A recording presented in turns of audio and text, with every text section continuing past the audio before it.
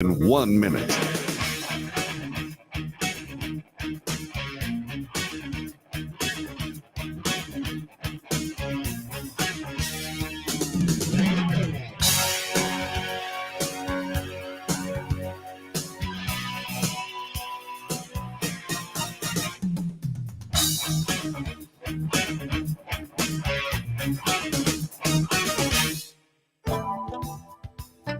The Wells Report returns in 30 seconds.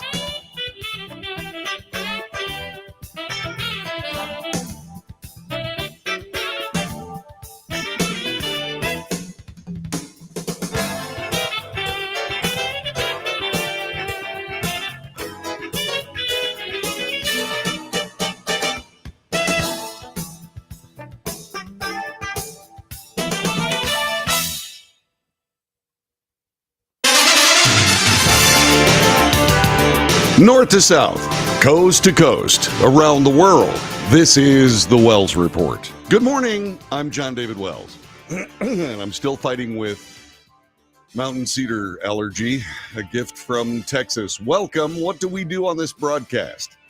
We report the news, honestly and fairly. We analyze the news for fact and bias. We point out both. We make commentary, which is not news. It's opinion, yours and mine, and so we debate. News, analysis, commentary, and debate. This is the Wells Report. As always, we start our day with the front page. This is a digest of news since yesterday's broadcast and while we were asleep. There was a shooting in Nevada, in Las Vegas. A UNLV shooter killed 3 and then died in a shootout with police. This from Fox News. Police at the University of Nevada, Las Vegas responded yesterday to an active shooter. UNLV posted on X, police were responding to an active shooter at Frank and Estella Beam Hall, the college's business school. Police said the suspect is dead, adding 3 victims died and another is in stable condition. No more threat to the community. The suspect is deceased. Right now, we know there are 3 victims, but unknown extent of their injuries, of other injuries. No more the number could change. We'll update you when we know more. This, according to Las Vegas Metropolitan Police Department Kevin McMahill. University officials told students to run, hide, and fight, and said police were responding to additional reports of shots fired in the student union on campus. FBI agents were assisting local law enforcement and are on the scene, according to a source. Fox News reports that a Texas shooter that was accused of 6 murders across Texas during a day-long shooting spree was previously charged with assaulting a family member and then bailed out by a nonprofit progressive group, according to local reports. Shane James is accused of killing 6 people and injuring others in Bexar County and Austin. James, who served as a U.S. Army infantry officer from February 2013 to August of 2015, is charged with several counts of capital murder. In January 2022, he was charged with aggravated assault against his mother, father, and sister, according to Fox San Antonio. Bail records said James was bonded out by Texas Organizing Project. That's a nonprofit focused on progressive issues that helped elect Bexar County District Attorney Joe Gonzalez and County Sheriff Javier Salazar. USA Today now reports that a California high school went into lockdown on Tuesday after a student brought a loaded firearm to the campus. A second time, a student brought a weapon to the school in just as many days. The Redondo Police Department announced that Redondo Union High School went into lockdown Tuesday around 9:30 a.m. local time. This following reports that a student had a weapon on campus. The student, a 15-year-old sophomore, fled from the school staff on foot, prompting the lockdown. The student was apprehended by a school employee and 2 police officers a short while later, while the lockdown was lifted around 10 a.m. There was already an increased police presence at the school in response to another 15-year-old, a 10th grader, bringing a loaded weapon to the school Monday of this week. News from the academy. Harvard, Penn, and MIT presidents are evasive on anti-Jewish bigotry on their campuses. This from USA Today. The presidents of 3 elite American universities faced a fierce backlash, this happened yesterday, that stretched from their campuses to the White House over their refusal to say whether calling for the genocide of Jews violated their policy against bullying and harassment. Billionaire hedge fund manager Bill Ackman called for the immediate resignation of the presidents of Harvard, the University of Pennsylvania, and the Massachusetts Institute of Technology, saying their answers before a congressional panel on Tuesday reflect moral bankruptcy. The president's answers reflect the profound educational, moral, and ethical failures that pervade certain of our elite educational institutions, due in large part to their failed leadership. Ackman, by the way, is a Harvard alumnus. He wrote on X, "They must all resign in disgrace," he said. The college presidents, Claudine Gay of Harvard, Liz McGill of the University of Pennsylvania, and Sally Kornbluth of MIT, have all come under scrutiny recently over how their institutions have handled anti-Jewish bigotry since the start of the Israel-Hamas war. All three testified Tuesday during a hearing before the Republican-led House Committee on Education and the Workforce, where they face tough questions as their campuses have become hotbeds for protest, anti-Jewish graffiti, and harassment of Jewish students. From the Israeli-Hamas war, a freed captive is describing treatment by Hamas during his 50 days in captivity. He thought he would die. This from Fox News. A 28-year-old Thai hostage who was freed by Hamas after spending 50 days in captivity in the Gaza Strip says he and his fellow countrymen relied on playing chess games on a makeshift board and memories of their families to make it through beating by the terrorists.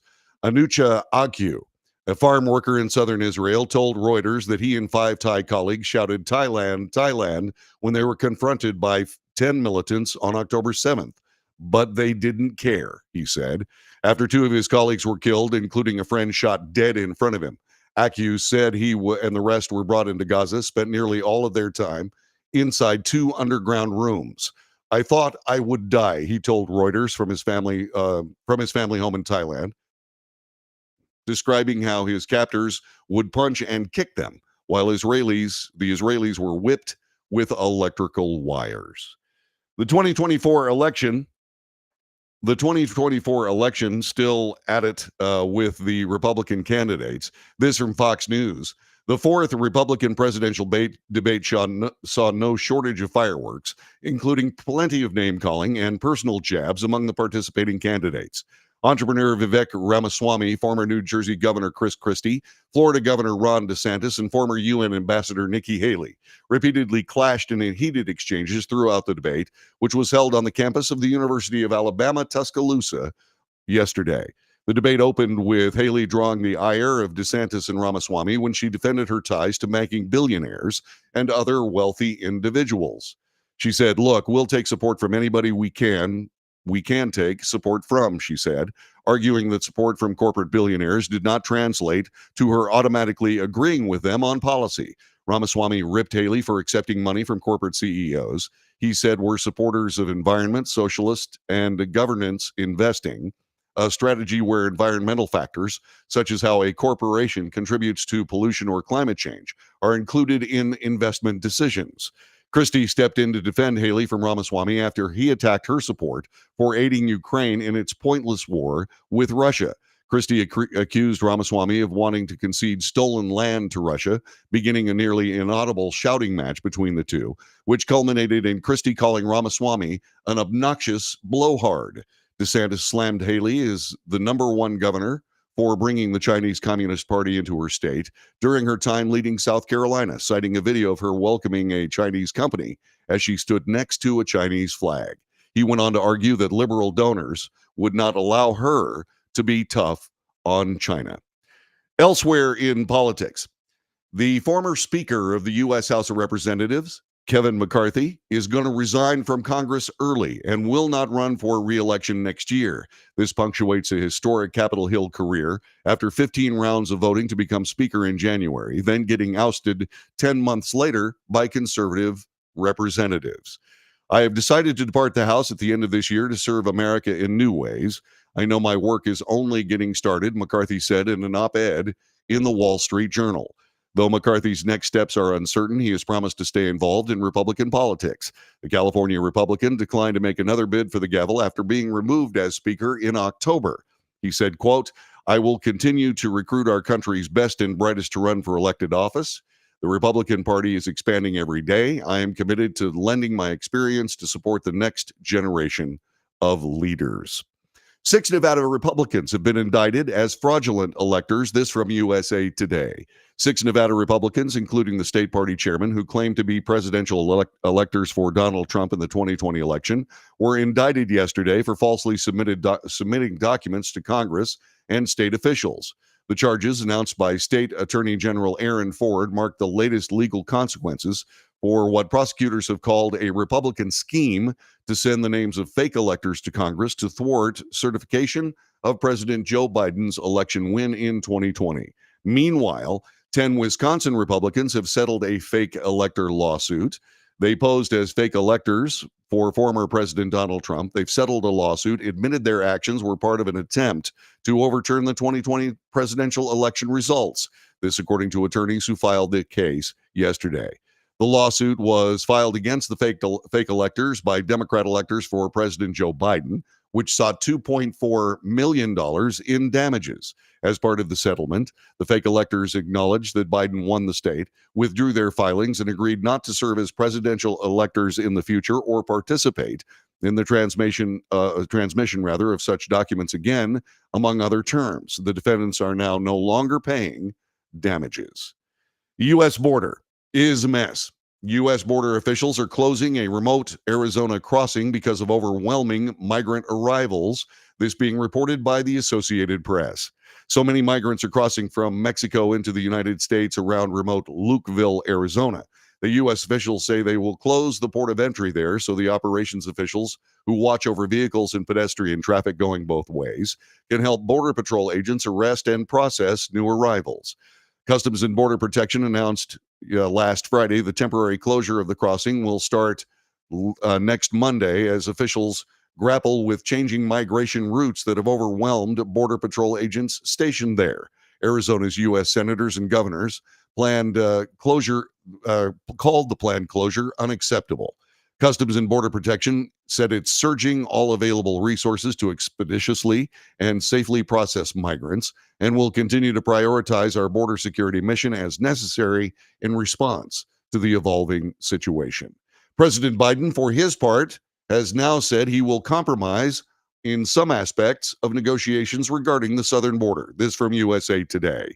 President Biden said yesterday he's willing to make significant compromises on U.S. border policy if Congress will approve additional aid for Ukraine, a deal he said Republicans won't seriously negotiate.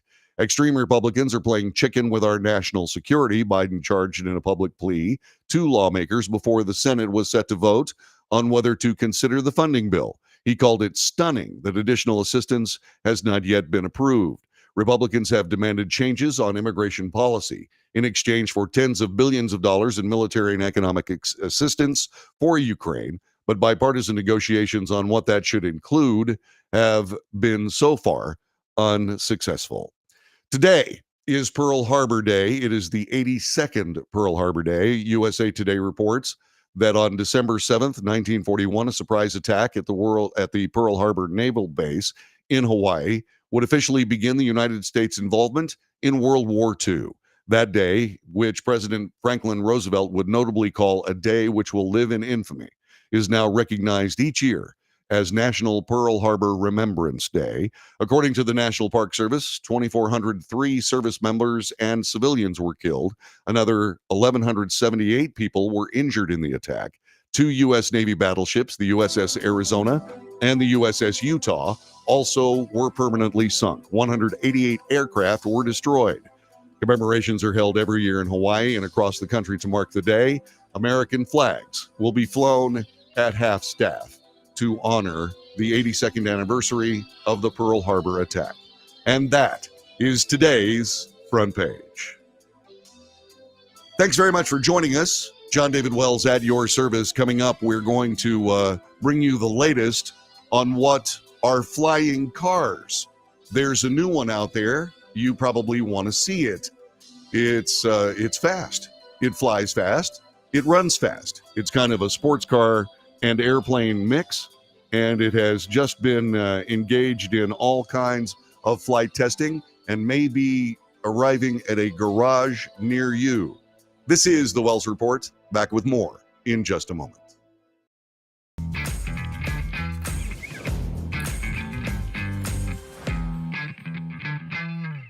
Greece is cheap. But the airfare costs a fortune. Paris? Not much closer, and again, airfare... What about Puerto Vallarta? Let's face it, flying anywhere is just too expensive. Wait, what's this? Low-cost airlines. With one call to low-cost airlines, you'll drastically slash your travel costs. We're talking insanely low airline prices to any of your favorite destinations. Where would you like to go? London, Rome, Costa Rica, Australia? Wow, that's cheap. So why wait? Call now to learn how crazy cheap it is to fly anywhere in the U.S. or international. Our prices are so low, we can't publish them. The only way to get them is to call to instantly hear the most amazing best deals on airline travel. It's that easy. So call now and start packing.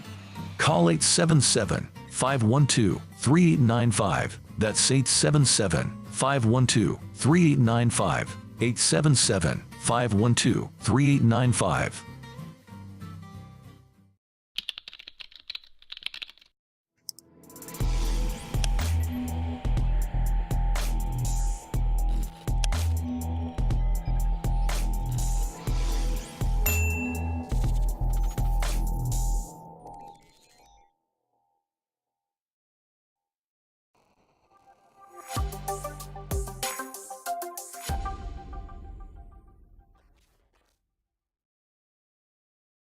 If you're living with diabetes and using insulin, you know the pain of pricking your fingers over and over again. By wearing a small device called a continuous glucose monitor, or CGM, you can reduce the pain of pricking your fingers right away. If you use insulin daily, you might be eligible to get your own continuous glucose monitor. So call the US Med Diabetic Health Hotline today and learn about the latest CGM technology. Not only can a CGM immediately reduce pain, it's accurate, easy to use, and helps you make better diabetes treatment decisions. And if you have Medicare or private insurance, you can see if you qualify for a CGM at little or no out-of-pocket cost. We'll also provide free shipping of your new CGM, and we'll bill your insurance company for you. If you use insulin daily, you might be eligible to get your own continuous glucose monitor. So call the US Med Diabetic Health Hotline to see if you qualify for a CGM at little to no out-of-pocket cost.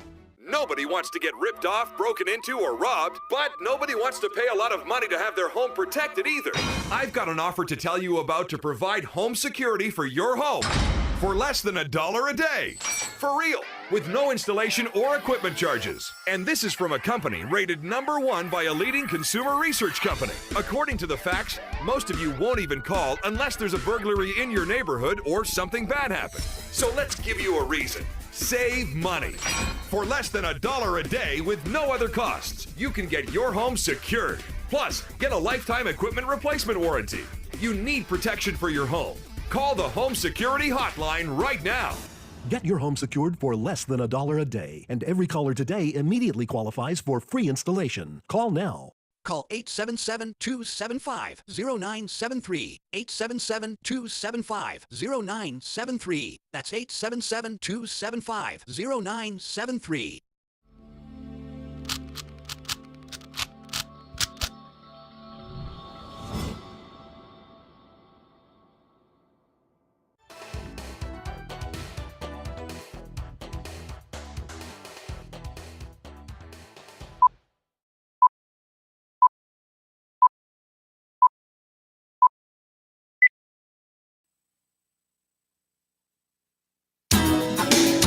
Good morning. This is the Wells Report. I am John David Wells. Thanks for joining us. We are bringing you news of flying cars.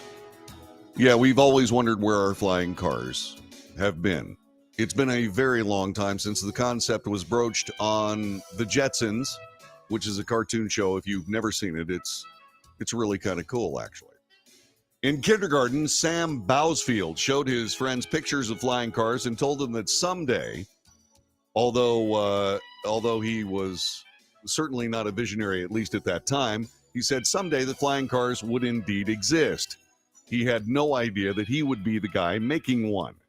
Samson Sky's Switchblade is an eye-catching sports car, and then what you do is you get you hit a button, and a couple of wings pop out, and a tail section pops out, and before you know it, you're flying to work. Let's take a look at this video so you can see it. We started with paper napkin sketch, really, and then had to go through a lot of different steps, including just initial aero reviews to see is it even feasible. And then it went to a ground prototype, radio control model, wind tunnel model, and then now we're into the full production prototype. So from a ground vehicle standpoint, what would the classification of this vehicle fall into for the Department of Transportation? We looked out, the concept was to do 3 wheels. That's what looked like the best route to do for this kind of a vehicle. It ends up that that's a great category to be in because it's classed as federally as a motorcycle. So motorcycle regulations, fairly small, easy to work with, gave us that nicer, bigger box to play in. And now from the aviation standpoint, what classification are you in right now, and what do you see for that for the future? We started with experimental amateur built because, again, it allows us to do experimentation and develop things that maybe don't fit the rules of certified world, but would be successful for what we're doing. And that included also an engine that could burn unleaded auto gas. We knew we couldn't burn leaded fuel on the ground. EPA would just say no and shut us down immediately, motorcycle or not. Now, looking at some of the performance stats on this, both ground and air, what kind of range are we talking about? Speeds are we talking about? And capacity? Well, it seats 2 side by side, room for golf clubs, short clubs, travel set. And it's designed to cruise at 160 miles an hour. We picked miles per hour, not knots, because we're on the ground in the air. And then top speed, we're hoping for about 190 miles an hour. So a pretty decent, reasonable top speed. And on the ground, I think we've already been over 125 mile an hour. So we know it goes faster than most people will ever want to try. I think that's really, really cool. I like the design. I like the fact that the wings pop out. And I also like the fact that it looks very much like a car when it's not an airplane. I think that's a really good design. I'm a little concerned about the pitch instability that I saw on that takeoff. You'll notice as it took off, it kind of dipped down on the nose, and that was interesting to me. I looked at that and went, I'm also a little bit concerned about a 3-wheeled arrangement in that there is 1 wheel up front. Those cars that are 3 wheels have a tendency to tip pretty easily. I would expect that this is the prototype that we just saw fly.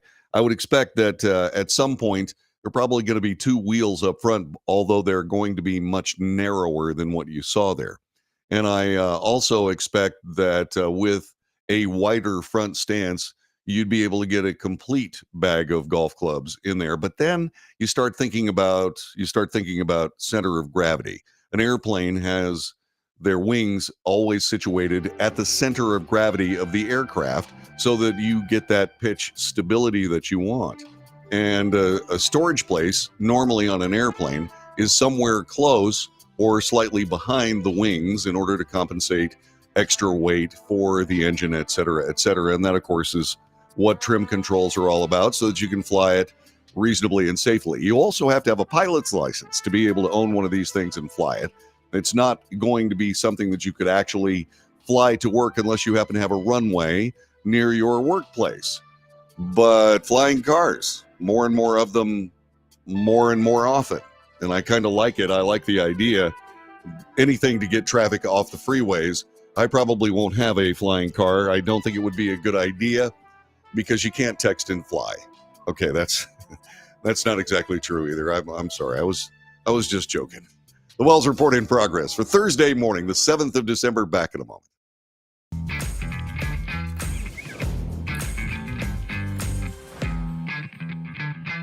Nobody wants to get ripped off, broken into, or robbed, but nobody wants to pay a lot of money to have their home protected either.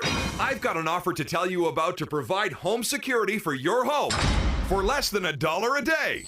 For real, with no installation or equipment charges. And this is from a company rated #1 by a leading consumer research company. According to the facts, most of you won't even call unless there's a burglary in your neighborhood or something bad happened. So let's give you a reason. Save money.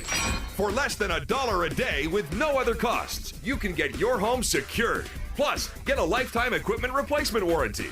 You need protection for your home. Call the Home Security Hotline right now. Get your home secured for less than $1 a day, and every caller today immediately qualifies for free installation. Call now. Call 877-275-0973. 877-275-0973. That's 877-275-0973.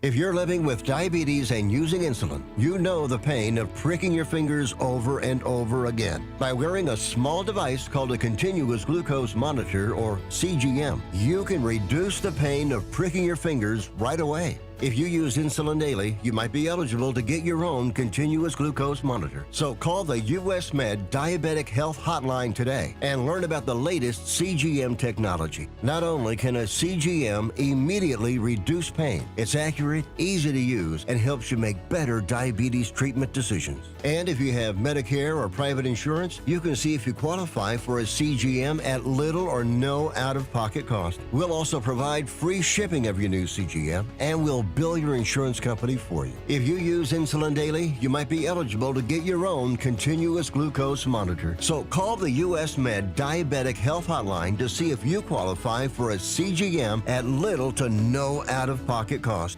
How would you like to get high-speed internet for your home for less than $2 a day? That's right, for about $50 a month, you'll get lightning fast internet. Are you paying less than $50 a month right now for your internet? Then call Whole Home Connect right now for blazing fast internet at $50 a month with no price increases, no hidden fees, no contracts, no equipment fees. It's a great deal. And guess what? You can try it for 15 days. If you don't like it, you get your money back, but you're gonna love it, and you're gonna love the price. Internet for your home for $50 a month. That's less than $2 a day. Plus, no contracts, no equipment fees, and our 15-day guarantee. Call now. Call 866-245-6155. That's 866-245-6155. Again, 866-245-6155. 866-245-6155.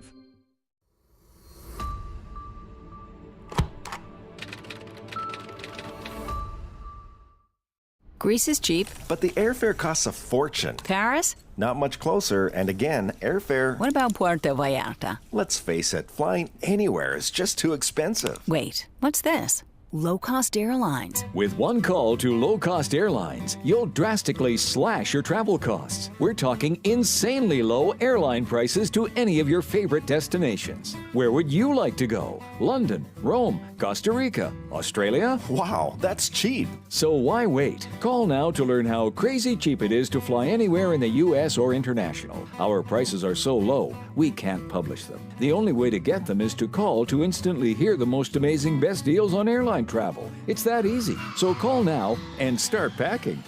Call 877-512-3895. That's 877-512-3895. 877-512-3895.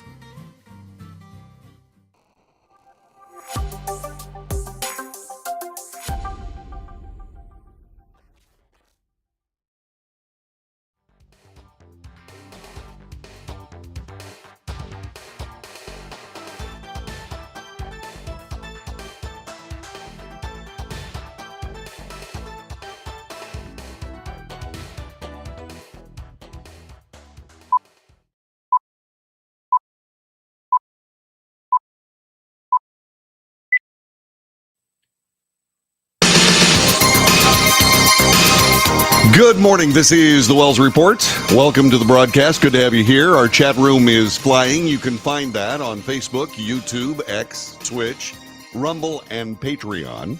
Join us. Jessica Hamilton Kennedy has joined us. Eddie Jones. How's it going, guys? Mike Renwee, the great Mike Renwee, has joined us again. Good to have you, Mikey. It's good to have you here. The Republicans got together for their fourth primary debate. It's the last one of this year, and apparently there are no further debates scheduled. And they tried to figure out who is going to be best to catch up to and perhaps surpass the runaway frontrunner, and that, of course, is Donald Trump. For his part, by the way, he's in that New York courtroom fighting the case that has been brought against him by the New York Attorney General. He had some comments. I'll try to turn those around for you as soon as I can. So the candidates are haunted by the former president, and they would like to see what they can do about perhaps surpassing him to get the Republican nomination for president.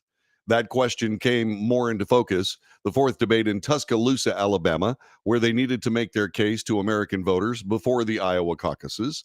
Nikki Haley, the former South Carolina governor, is being endorsed by major conservative activist networks and courted by other big donors, as the best contender to beat Trump, which earned her several arrows from her opponents. In terms of these donors who are supporting me, they're just jealous, Haley said. It was a great moment for her. And she also underwent attacks from Florida Governor Ron DeSantis and entrepreneur Vivek Ramaswamy.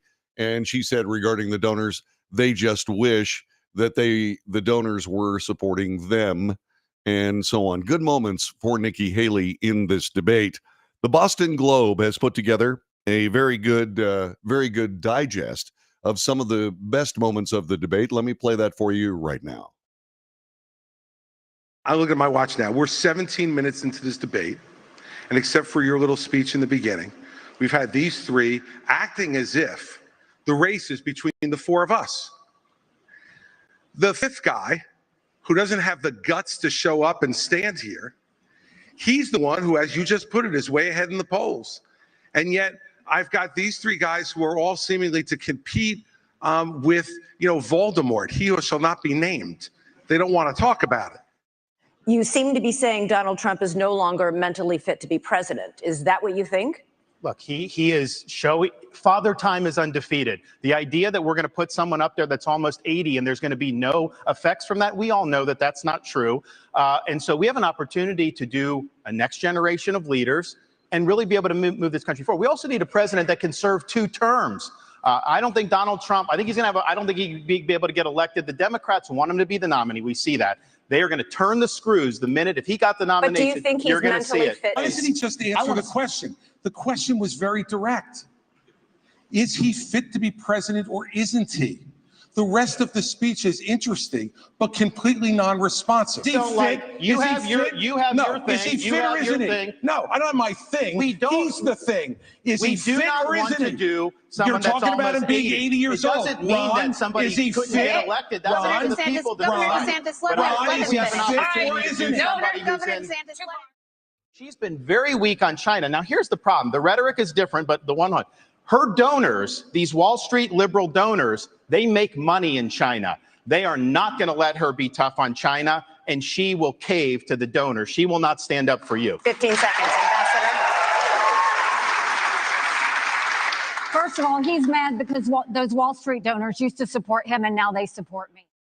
I mean, Nick, if you can't tell the difference between where Israel is and the U.S. is on a map, I can have my 3-year-old son show you the difference. He has insulted Nikki Haley's basic intelligence, not her positions, her basic intelligence. She doesn't know regions. She wouldn't be able to find something on a map that his 3-year-old could find. Look, if you want to disagree on issues, that's fine. And Nikki and I disagree on some issues. What we don't disagree on is this is a smart, accomplished woman. You should stop insulting her. At the first debate, she said that only a woman can get this job done. That's what she said. After the third debate, when I criticized Ronna McDaniel after 5 failed years of leadership of this party and criticized Nikki for her corrupt foreign dealings as a military contractor, she said that I have a woman problem. Nikki, I don't have a woman problem. You have a corruption problem. And I think that that's what people need to know. Nikki is corrupt. That was a signature moment for Vivek Ramaswamy that would come back to haunt him a little bit later on when Chris Christie called him an obnoxious blowhard. And a lot of people might agree. Vivek Ramaswamy is a guy who is going out there and doing his dead level best to take command of this entire campaign, which is probably what he ought to do. But there are problems. I love Mountain Cedar. I just do. There are problems. You can come across as too hot, too rough, too obnoxious. And yes, you can come across as a blowhard. But then again, he is of a generation that is plain speaking. And he does represent that. And he might think that that's the right thing to do. I'm not exactly sure. but only the voters will know, and they will let us know as time goes by. DeSantis had a great debate. He did just fine. He's been steady. He's been straightforward. And aside from that shouting match with Chris Christie, he had a good night. He also has some kind of nervous twitches. When he makes a point, he does this thing with his face where, at the end of it, and that's distracting. It's hard to come across on television. Believe me, I know. It's hard to come across in the way that that is consistent with your message. You have to learn how to essentially use the medium to communicate, as well as when you have your thoughts.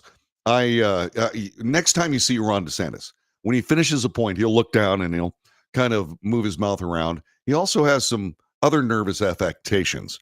When he looks at somebody who's debating him directly, he kind of he's moving. He needs to be still. He doesn't realize that people are watching televisions that are, I don't know, most of the size of a wall.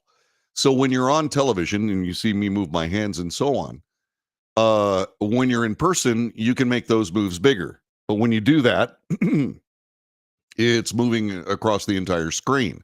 You have to be more subtle. And Ron DeSantis has to learn that. That's just basic television technique, which he's not good at. He'll get better at it as time goes by if somebody says something to him. Chris Christie had a great debate.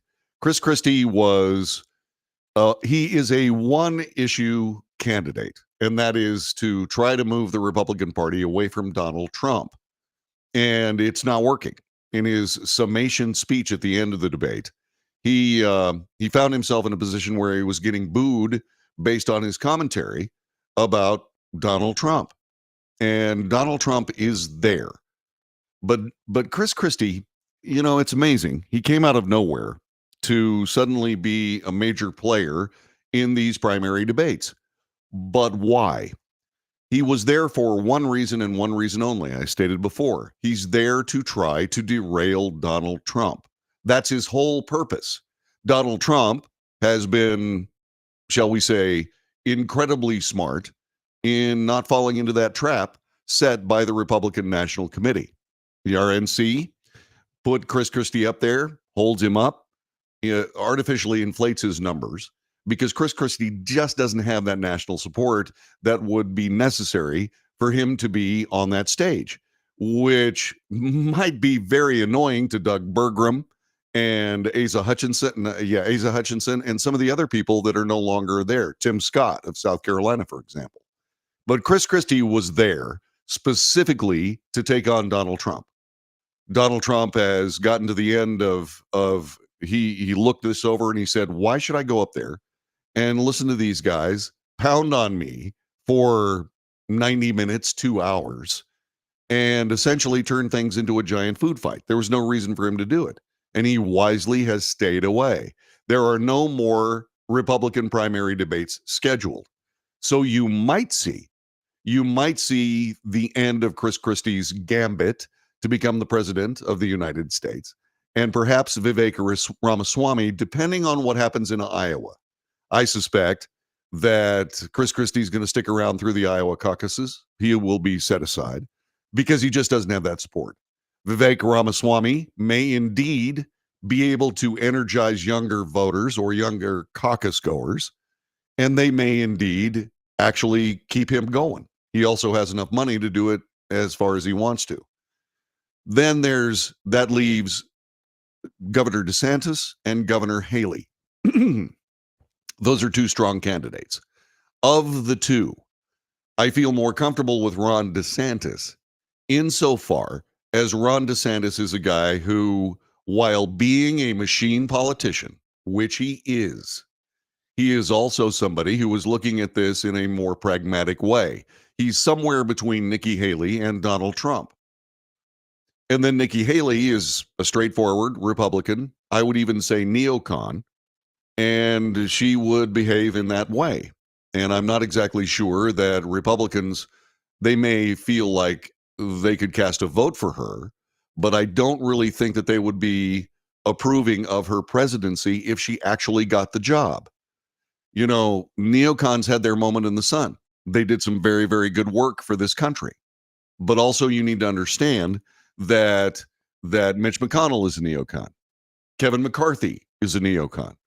A lot of these guys are willing to empower Democrat policy items for the sake of elegant politics.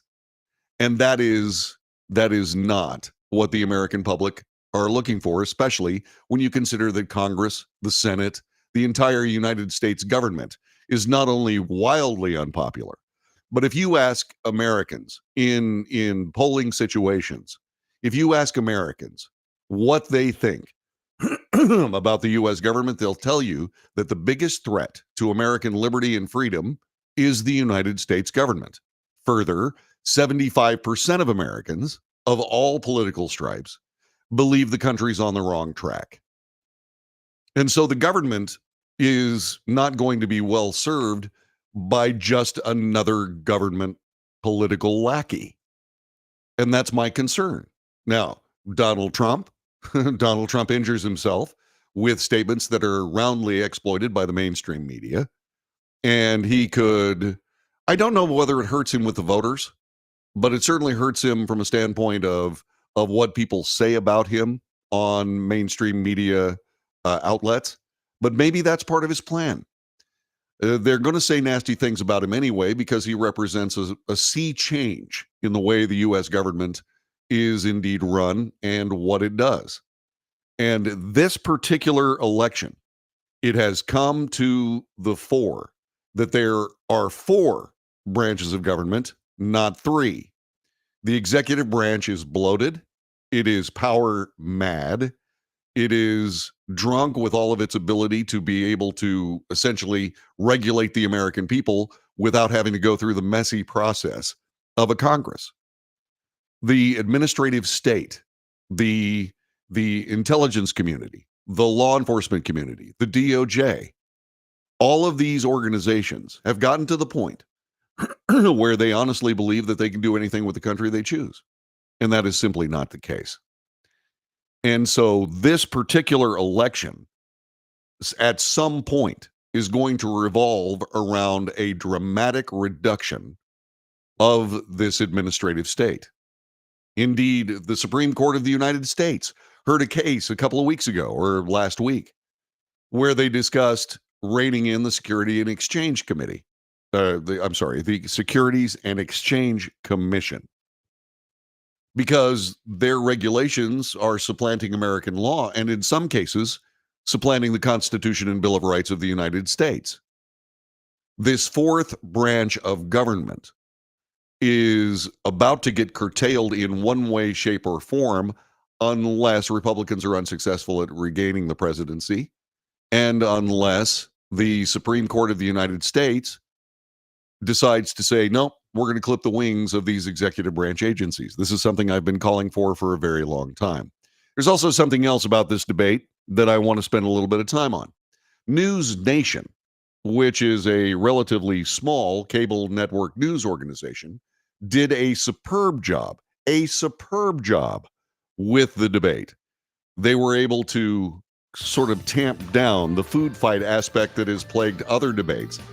For the most part, there were a couple of moments.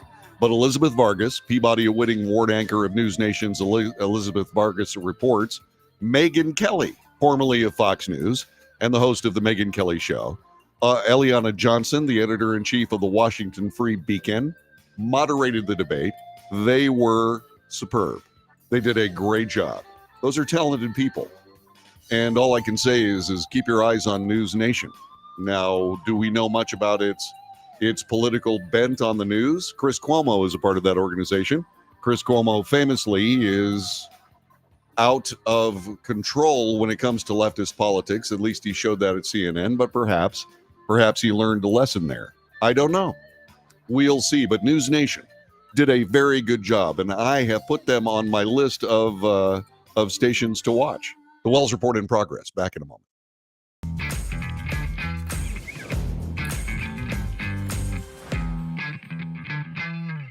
Greece is cheap. But the airfare costs a fortune. Paris? Not much closer, and again, airfare... What about Puerto Vallarta? Let's face it, flying anywhere is just too expensive. Wait, what's this? Low-cost airlines. With one call to low-cost airlines, you'll drastically slash your travel costs. We're talking insanely low airline prices to any of your favorite destinations. Where would you like to go? London, Rome, Costa Rica, Australia? Wow, that's cheap. So why wait? Call now to learn how crazy cheap it is to fly anywhere in the U.S. or international. Our prices are so low, we can't publish them. The only way to get them is to call to instantly hear the most amazing best deals on airline travel. It's that easy. So call now and start packing. Call 877-512-3895. That's 877-512-3895. 877-512-3895.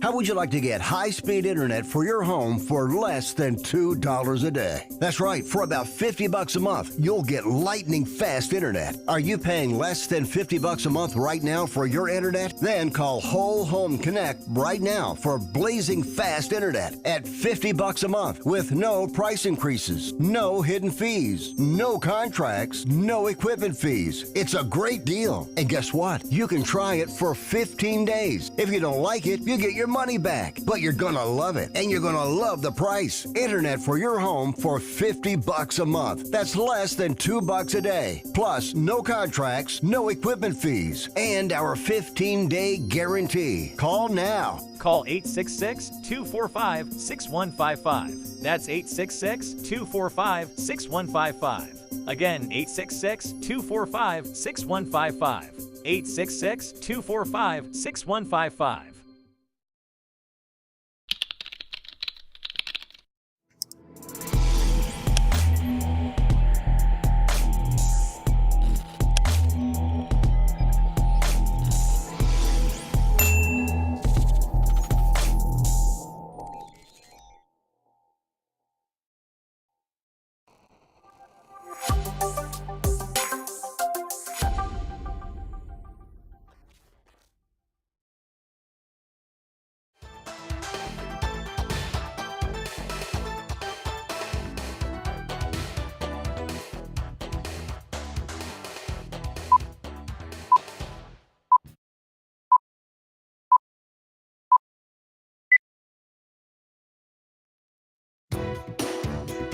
This is the Wells Report. My name is John David Wells. Another horrifying event occurred that we are going to spend a little bit of time talking about in the next hour of the Wells Report. So make sure that you join us for that. Also, by the way, the President of the United States has noticed, like many of us, that there is an onslaught of people coming to the United States. They are illegal immigrants. They are not essentially sanctioned in any way, shape, or form. And there are tens of thousands of them making the cross in Lukeville, Arizona. The President of the United States is watching this onslaught. I mean, we used to worry about 3,000 or 4,000 people a month. Well, 12,000 have made it so far, and more are on the way. The President is realizing that he has a serious political problem here and is reacting to that news. We need real solutions. I support real solutions at the border. I put forward a comprehensive plan the first day I came into office. I made it clear we need real solutions. I support real solutions at the border. I put forward a comprehensive plan the first day I came into office. I made it clear that we need Congress to make changes to fix what is a broken immigration system, because we all know it's broken. And I'm willing to do significantly more. But in terms of changes of policy and to provide resources that we need at the border, I'm ready to change policy as well. I've asked for billions of dollars for more border agents, more immigration judges, more asylum officers. Republicans have to decide if they want a political issue, if they want a solution at the border. Do they really want a solution? It cannot be sustained as it is now. We need a real solution. And my team has been engaged in negotiations with Senate Democrats and Republicans on border security. Democrats have put forward a bipartisan compromise on the table. Leaders Schumer and Senate Democrats also have offered to let Republicans propose amendments to that border proposal. But Republicans have rejected it. Said, no, we don't want you to even introduce your proposal because then we're not going to, and even though the Democrats say you can amend it any way you want. No, we don't want to do that. This has to be a negotiation. Republicans think they get everything they want without any bipartisan compromise. That's not the answer. The president of the United States talking about that, and frankly, there's some creative interpretation of that, also known as spin. The president of the United States did indeed put a border proposal or an immigration proposal on the table that has nothing to do with anything except a political solution to the furtherance of a Democrat agenda that seems to be an opportunity to re-demography the United States of America.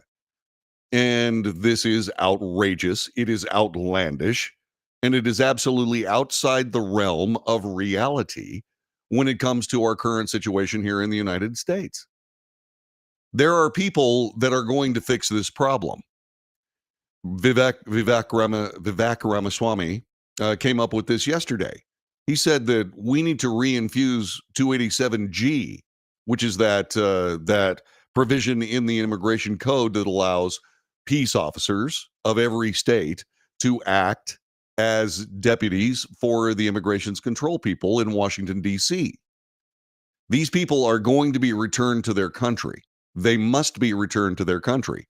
This, by the way, notwithstanding the fact that a lot of these people are military-aged males.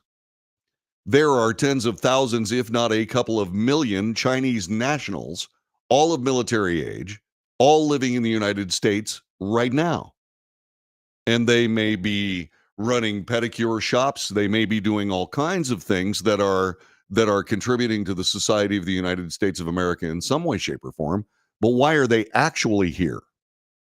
If you look at China and you look at a nation that has learned that it can indeed subdue the economic behemoth that is the United States of America. If you start looking at that, then sabotage, outright armed conflict can be on the table at a time of their choosing. And the people are here based on the fact that our southern border is wide open. This is where politics is essentially a national security issue, and they have to stop it. The president is now saying, well, I'm going to do everything I can, and I put an immigration reform bill on the table. It's ridiculous. We are not here to be a repository for the poverty class of every unfortunate nation in the entire world. We are wide open to unbelievable terror attack. Terrorists have been caught at the border. We don't know how many have actually successfully made it into the interior of the United States and are waiting for their opportunity to activate and go about their deadly business. We have no idea. And it's all because of politics. And that is bipartisan. No, we need an immigration system that brings the all-stars of the earth to this nation. They have to qualify to become a naturalized American citizen. They have to bring something to the table, aside from their ability to do whatever menial tasks that happen to be out there and available. Because believe me, the money they make with those menial tasks are just absolute amazing jobs for them based on the country they came from. This is not difficult. This is not hard. The way this is plain as the nose on my face. And believe me, as you noticed, that is pretty plain. Somebody's going to do something about this.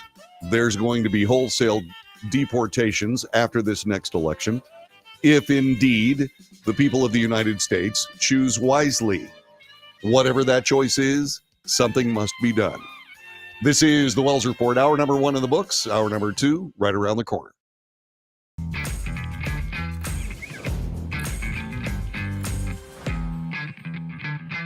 How would you like to get high-speed internet for your home for less than $2 a day? That's right, for about $50 a month, you'll get lightning fast internet. Are you paying less than $50 a month right now for your internet? Then call Whole Home Connect right now for blazing fast internet at $50 a month with no price increases, no hidden fees, no contracts, no equipment fees. It's a great deal. And guess what? You can try it for 15 days. If you don't like it, you get your money back. But you're gonna love it, and you're gonna love the price. Internet for your home for $50 a month. That's less than $2 a day. Plus, no contracts, no equipment fees, and our 15-day guarantee. Call now. Call 866-245-6155. That's 866-245-6155. Again, 866-245-6155.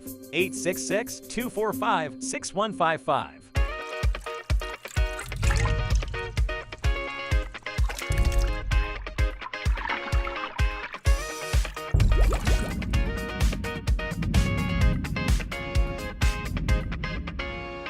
Nobody wants to get ripped off, broken into, or robbed, but nobody wants to pay a lot of money to have their home protected either. I've got an offer to tell you about to provide home security for your home for less than $1 a day. For real, with no installation or equipment charges. And this is from a company rated #1 by a leading consumer research company. According to the facts, most of you won't even call unless there's a burglary in your neighborhood or something bad happened. So let's give you a reason. Save money. For less than $1 a day with no other costs, you can get your home secured. Plus, get a lifetime equipment replacement warranty. You need protection for your home. Call the Home Security Hotline right now.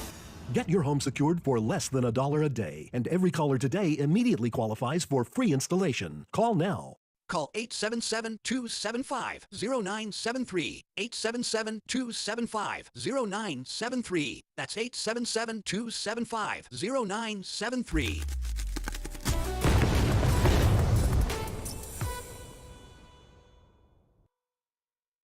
Hey, thanks for joining us this morning for the Wells Report, and make sure you share us with all your friends on Facebook, YouTube, Twitter, Twitch, Rumble, Patreon, and don't forget to check out our Substack column, which will be coming up a little bit later on this afternoon.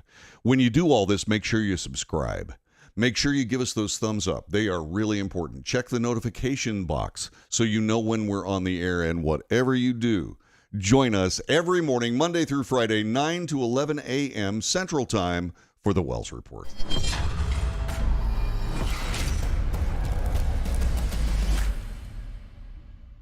Greece is cheap. But the airfare costs a fortune. Paris? Not much closer, and again, airfare... What about Puerto Vallarta? Let's face it, flying anywhere is just too expensive. Wait, what's this? Low-cost airlines. With one call to low-cost airlines, you'll drastically slash your travel costs. We're talking insanely low airline prices to any of your favorite destinations. Where would you like to go? London, Rome, Costa Rica, Australia? Wow, that's cheap. So why wait? Call now to learn how crazy cheap it is to fly anywhere in the U.S. or international. Our prices are so low, we can't publish them. The only way to get them is to call to instantly hear the most amazing best deals on airline travel. It's that easy. So call now and start packing.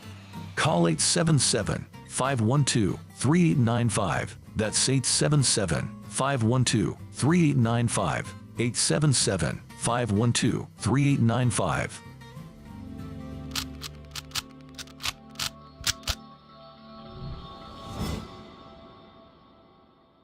If you're living with diabetes and using insulin, you know the pain of pricking your fingers over and over again. By wearing a small device called a continuous glucose monitor, or CGM, you can reduce the pain of pricking your fingers right away. If you use insulin daily, you might be eligible to get your own continuous glucose monitor. So call the US Med Diabetic Health Hotline today and learn about the latest CGM technology. Not only can a CGM immediately reduce pain, it's accurate, easy to use, and helps you make better diabetes treatment decisions. And if you have Medicare or private insurance, you can see if you qualify for a CGM at little or no out-of-pocket cost. We'll also provide free shipping of your new CGM, and we'll bill your insurance company for you. If you use insulin daily, you might be eligible to get your own continuous glucose monitor. So call the US Med Diabetic Health Hotline to see if you qualify for a CGM at little to no out-of-pocket cost.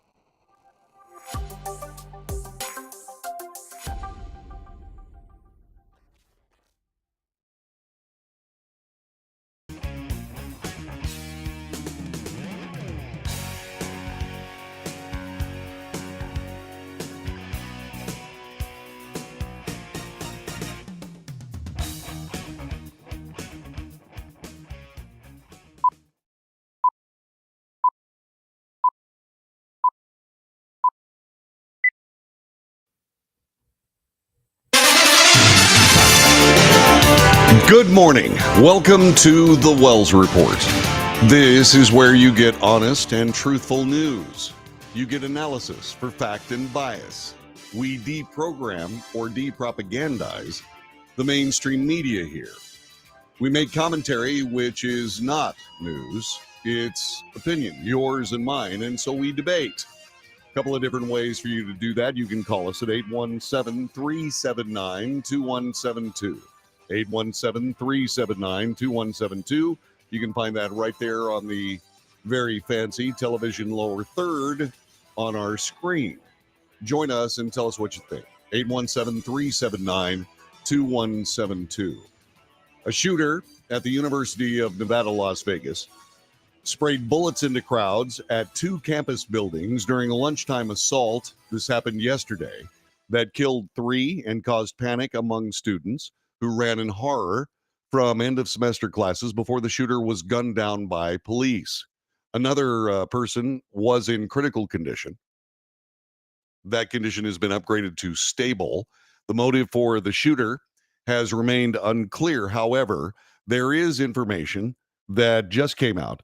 The UNLV gunman, this being reported by U.S. News and World Report along with NBC. The gunman who opened fire yesterday at the campus of the University of Nevada, Las Vegas, killing 3, wounding a 4th, had applied for a job at the school but was not hired. This according to 2 senior law enforcement officials who were briefed on the case. The officials identified the man as Anthony Polito. He is 67 years old. He was shot dead by police following a confrontation outside the university. Law enforcement officials said he did not apply for the job at the University of Las Vegas University of Nevada, Las Vegas recently. The specific motive for the shooting is unclear. The shooting began on the 4th floor of Beam Hall and then continued to multiple floors before the suspect was neutralized, according to Las Vegas Police Sheriff Kevin McMahill. The chief of police of Las Vegas Metro Police is called a sheriff, which is kind of a misnomer, but that's the way they've always done business, and that's how they do that. He had a press conference last night. This is what he had to say to the press. Good evening. Thanks for coming. My name is Kevin McMahill, and I'm the sheriff of the Las Vegas Metropolitan Police Department. First, I would like to reiterate to all of you that there is no more ongoing threat to our community here in Las Vegas. I also like to tell you that we do know the identity of the suspect in this case, but I will not be releasing his name tonight until after the next of kin notification. As you all know, of course, this is a tragic day for all of us in Southern Nevada. And at approximately 11:45 a.m., LVMPD dispatch received reports of an active shooter at the UNLV campus. UNLV campus police responded to the scene and engaged the suspect immediately right outside of Beam Hall. LVMPD officers also responded simultaneously. We are the Skaggs family, Matthew and Cosette, and we are owners of Jellyfish Lane. Oh, goody. I forgot to make that edit on this video. You'll have to forgive me for that. Let's get back to the sheriff. 3 of the victims are confirmed deceased. There is a fourth victim who suffered a gunshot wound and is now currently in Sunrise Hospital, upgraded to stable condition. In addition to that, there were 4 additional people who were transported from the scene to nearby hospitals suffering from panic attacks. 2 of our officers were treated at UMC for minor injuries, which were received while searching the vast rooms and buildings for victims at UNLV. Our hearts go out to the entire UNLV community. No student should have to fear pursuing their dreams on the college campus. What happened today is a heinous, unforgivable crime, but I want you all to know something. It's a crime that we train for each and every day. When there is an active shooter threat, the men and women of the Southern Nevada first responder community, police, fire, and EMS come together to respond quickly and decisively with zero hesitation. Within minutes, both on and off duty responders race to the campus to prevent further loss of life. On a personal note, I'll tell you that after 1 October and all the time and effort and energy that we've put together in training with the men and women of law enforcement, the fire service, and EMS, watching how seamlessly they work together today made me very, very proud to be their sheriff. Importantly, there was a gathering just outside of the building where the students were playing games and eating food. There were tables set up for them to build Legos. And if it hadn't been for the heroic actions of one of those police officers who responded, there could have been countless additional lives taken. Armed confrontation of the suspect by law enforcement stopped the suspect's further actions. I'm proud of the courage of these officers and the UNLV campus police. As he well should be. They did an amazing job. As a matter of fact, those were the people who brought down the shooter, the UNLV Police Department. They were first on the scene, and they handled that business brilliantly well. There is no further threat, as you heard the sheriff of the Las Vegas Metro Police Department. And the university announced the campus and all and Nevada systems of higher education institutions in southern Nevada were going to be closed for the rest of the day. Indeed, they'll be closed tomorrow and through the weekend. Adam Garcia, Vice President of Public Safety Services and Director of the University Police Services at UNLV, said the campus will be closed through Friday. Garcia said the university will decide later whether to extend the closure, noting final exams were scheduled for next week.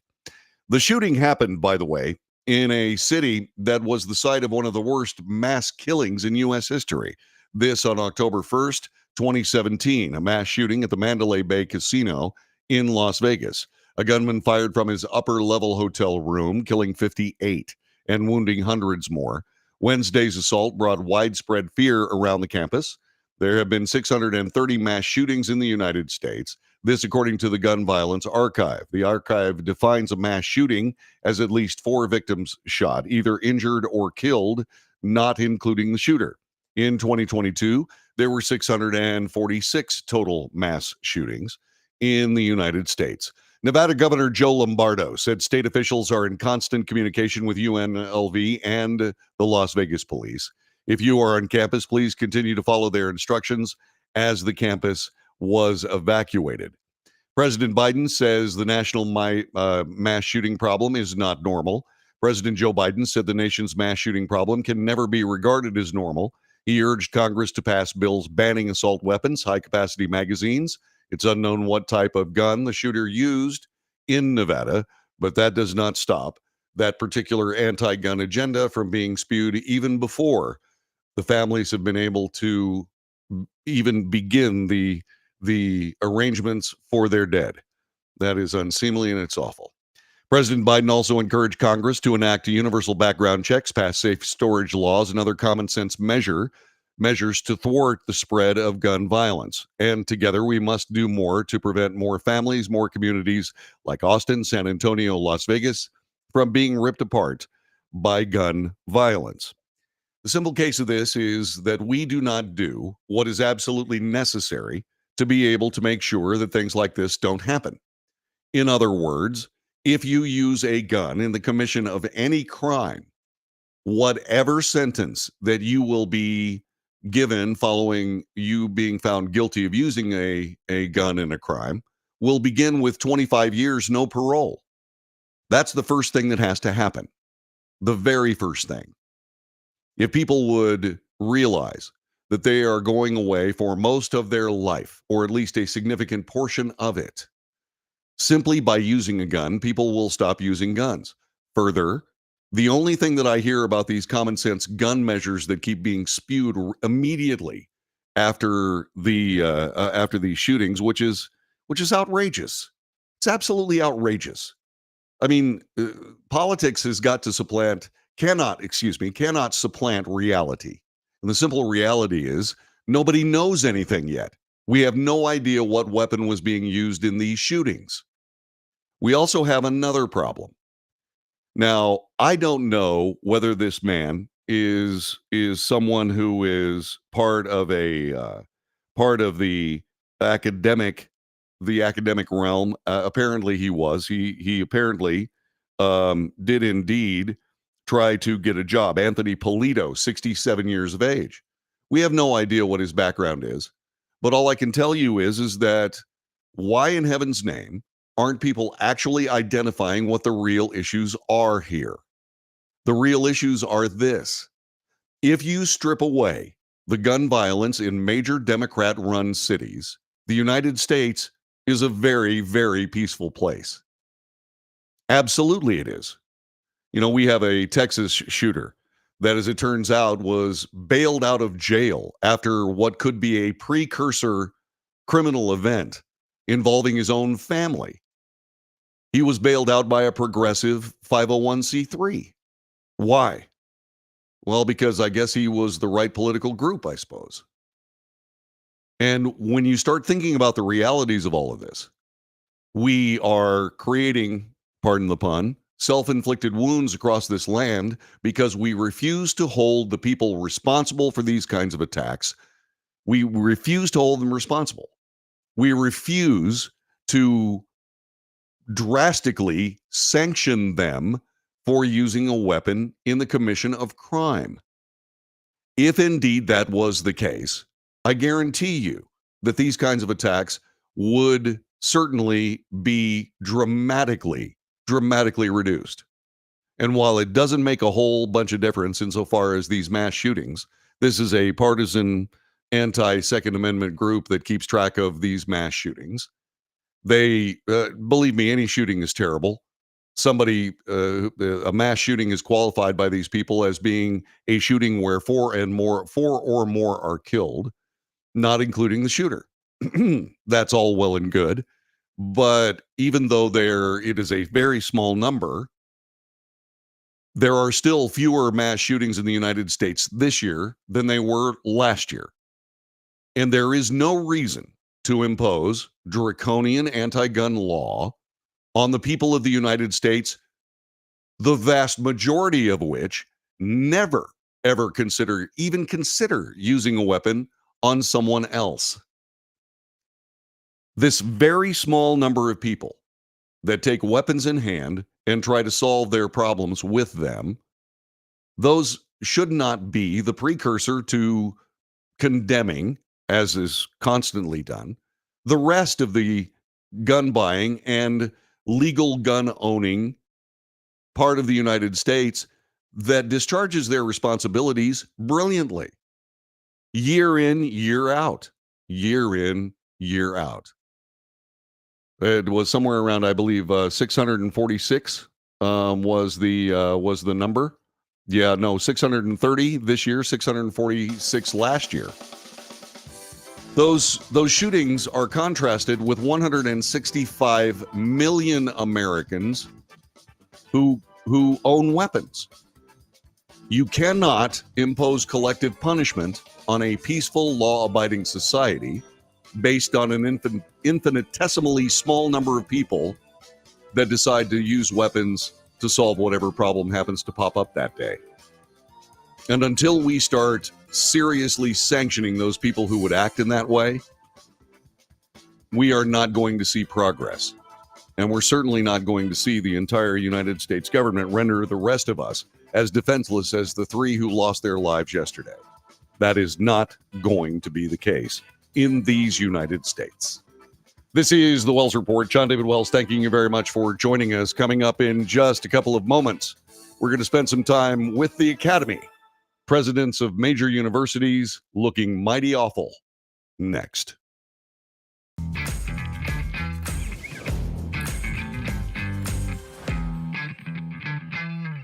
Greece is cheap. But the airfare costs a fortune. Paris? Not much closer, and again, airfare... What about Puerto Vallarta? Let's face it, flying anywhere is just too expensive. Wait, what's this? Low-cost airlines. With one call to low-cost airlines, you'll drastically slash your travel costs. We're talking insanely low airline prices to any of your favorite destinations. Where would you like to go? London, Rome, Costa Rica, Australia? Wow, that's cheap. So why wait? Call now to learn how crazy cheap it is to fly anywhere in the U.S. or international. Our prices are so low, we can't publish them. The only way to get them is to call to instantly hear the most amazing best deals on airline travel. It's that easy. So call now and start packing. Call 877-512-3895. That's 877-512-3895. 877-512-3895.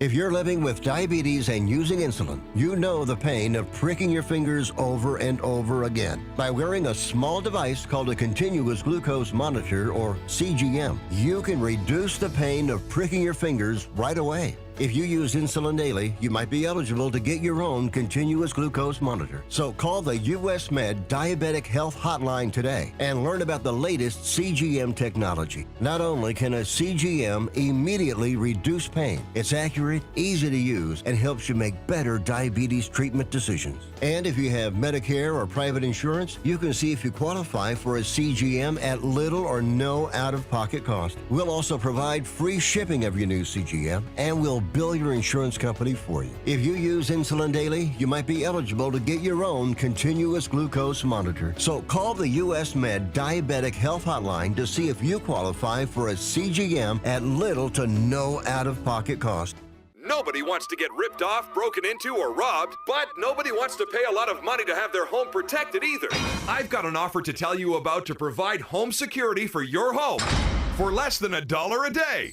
For real, with no installation or equipment charges. And this is from a company rated #1 by a leading consumer research company. According to the facts, most of you won't even call unless there's a burglary in your neighborhood or something bad happened. So let's give you a reason. Save money.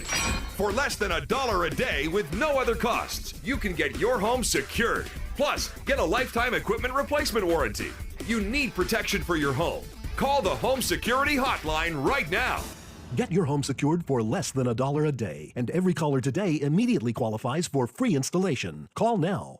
Call 877-275-0973. 877-275-0973. That's 877-275-0973.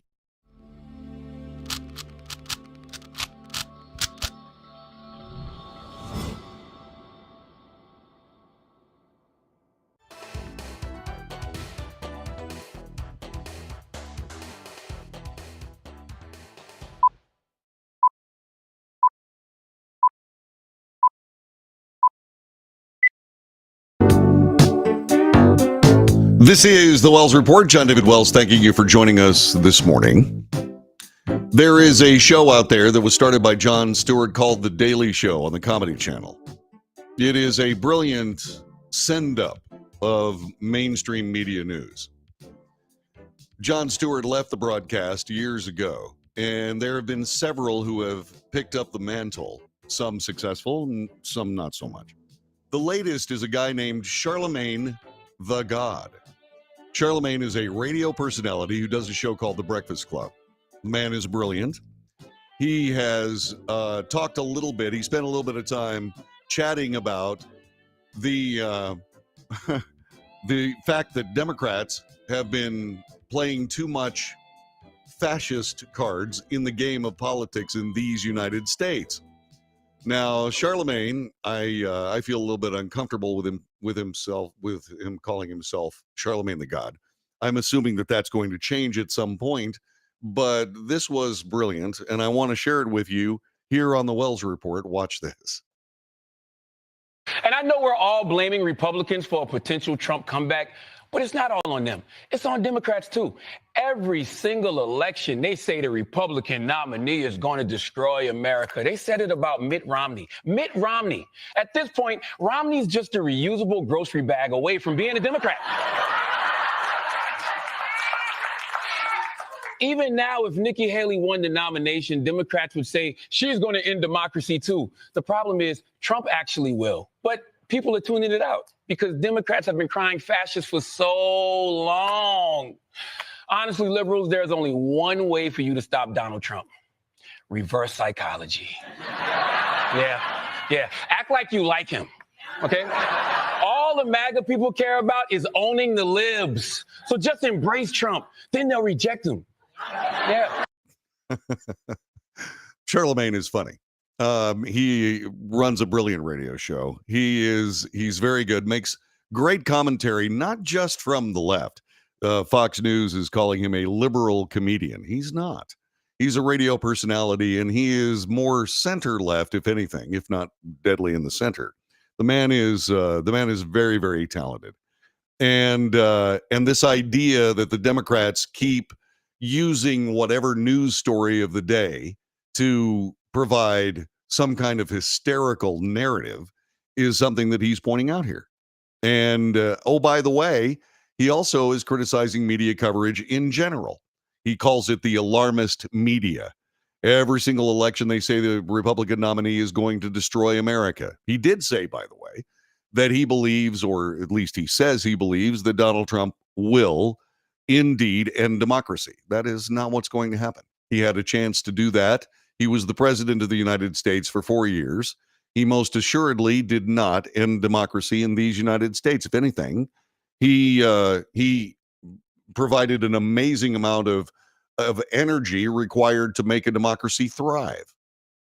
He brought out votes. And to be perfectly honest with you, regardless of what you think of the 2020 election, there were 155 million people who voted. That is a runaway record of turnout.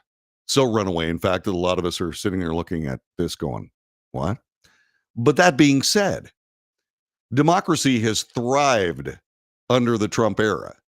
And the idea that Donald Trump would be cast as Hitler or any other strange and odd murderous despot is desperation on the part of Democrats. And so when you start thinking about all this, it's one of those things that, yeah, it's ripe for people to make fun of. And I'm glad that Charlemagne did exactly that. By the way, fascism has become a favorite term used by the left. A Fox News tally from 2022 found MSNBC evoked fascism or used the word fascist 1,614 times from the start of the year through October 23rd. That's like 4 times every day. Really? In recent weeks, there have been a flurry of reports warning about the former president ending American democracy and running the country under a dictatorship if he wins. That is not going to happen. But why let facts get in the way of a good news story? This is the Wells Report.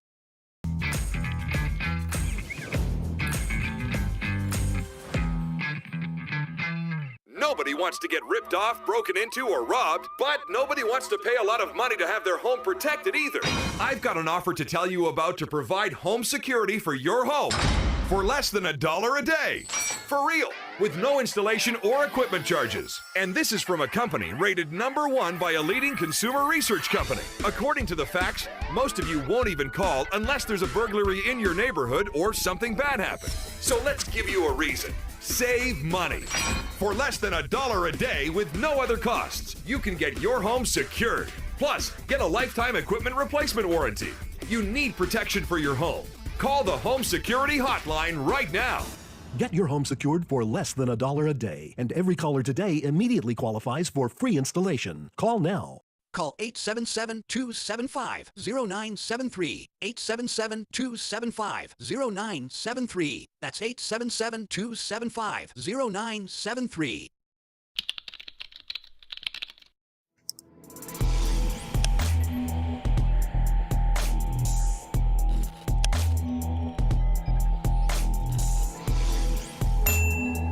If you're living with diabetes and using insulin, you know the pain of pricking your fingers over and over again. By wearing a small device called a continuous glucose monitor, or CGM, you can reduce the pain of pricking your fingers right away. If you use insulin daily, you might be eligible to get your own continuous glucose monitor. So call the US Med Diabetic Health Hotline today and learn about the latest CGM technology. Not only can a CGM immediately reduce pain, it's accurate, easy to use, and helps you make better diabetes treatment decisions. And if you have Medicare or private insurance, you can see if you qualify for a CGM at little or no out-of-pocket cost. We'll also provide free shipping of your new CGM, and we'll bill your insurance company for you. If you use insulin daily, you might be eligible to get your own continuous glucose monitor. So call the US Med Diabetic Health Hotline to see if you qualify for a CGM at little to no out-of-pocket cost. How would you like to get high-speed internet for your home for less than $2 a day? That's right, for about $50 a month, you'll get lightning fast internet. Are you paying less than $50 a month right now for your internet? Then call Whole Home Connect right now for blazing fast internet at $50 a month with no price increases, no hidden fees, no contracts, no equipment fees. It's a great deal. And guess what? You can try it for 15 days. If you don't like it, you get your money back, but you're gonna love it, and you're gonna love the price. Internet for your home for $50 a month. That's less than $2 a day. Plus, no contracts, no equipment fees, and our 15-day guarantee. Call now. Call 866-245-6155. That's 866-245-6155. Again, 866-245-6155. 866-245-6155.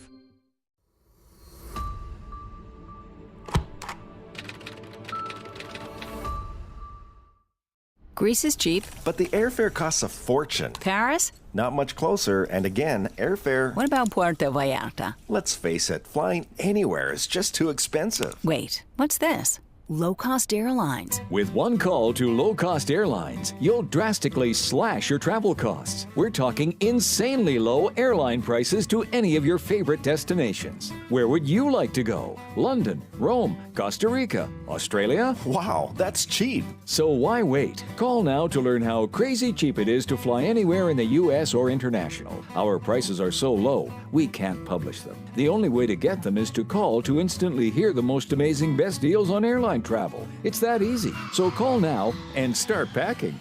Call 877-512-3895. That's 877-512-3895. 877-512-3895.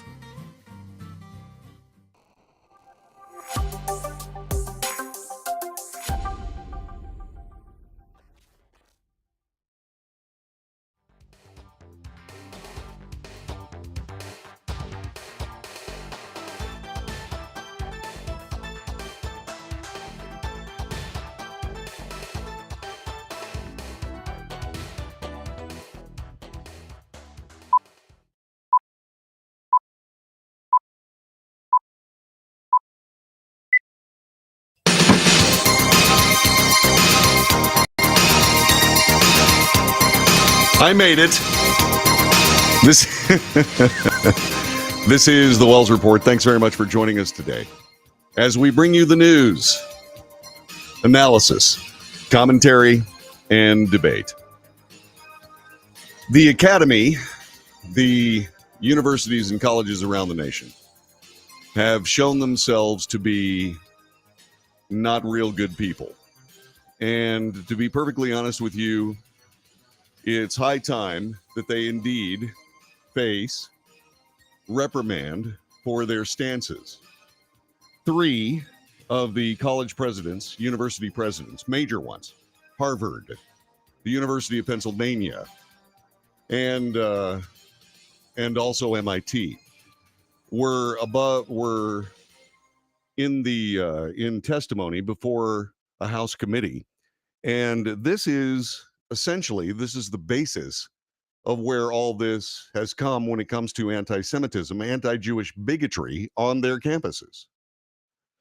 And let me play this for you here as we bring this to you on the Wells Report. Hold on. This was a snap decision. I should have done this a little bit better, but here we go. Well, let me ask you this. Will admissions offers be rescinded or any disciplinary action be taken against students or applicants who say, from the river to the sea or Intifada, advocating for the murder of Jews? As I've said, that type of hateful, reckless, offensive speech is personally abhorrent to me. Today that no action will be taken. What action will be taken? When speech crosses into conduct that violates our policies, including policies against bullying, harassment, or intimidation, we take action, and we have robust disciplinary processes that allow us to hold individuals accountable. What action has been taken against students who are harassing and calling for the genocide of Jews on Harvard's campus? I can assure you we have robust What disciplinary actions have been processes taken? I'm not with asking. actions underway. I'm asking what actions have been taken against Given- those students. Given students' rights to privacy and our obligations under FERPA, I will not say more about any specific cases other than to reiterate that processes are ongoing. That is Dr. Claudine Gay. Claudine Gay is the president of Harvard. She's being evasive. And that was part and parcel of what these other 2 American university presidents presented to this subcommittee. Here's the story from USA Today. The presidents of 3 elite American universities faced a fierce backlash that stretched from their campuses to the White House over their refusal to say whether calling for the genocide of Jews violates their policies against bullying and harassment. This created significant backlash. Billionaire hedge fund manager Bill Ackman called for the immediate resignations of the presidents of Harvard, the University of Pennsylvania, and the Massachusetts Institutes of Technology, saying their answers before a congressional panel reflect moral bankruptcy.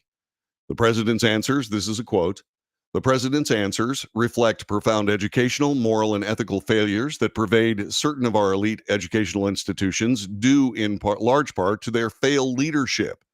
By the way, Ackman is a Harvard alumnus. He said that they must all resign in disgrace. And I have to agree. There is other reporting on this particular issue. Let's bring this to you here on the Wells Report. Thanks very much again for watching all this. This is important as these people educate the next generation of what will be highly placed business leaders. On Capitol Hill, the presidents of 3 top schools, MIT, UPenn, and Harvard, grilled over a spike in anti-Semitism on their campuses. Your university is a hotbed of it.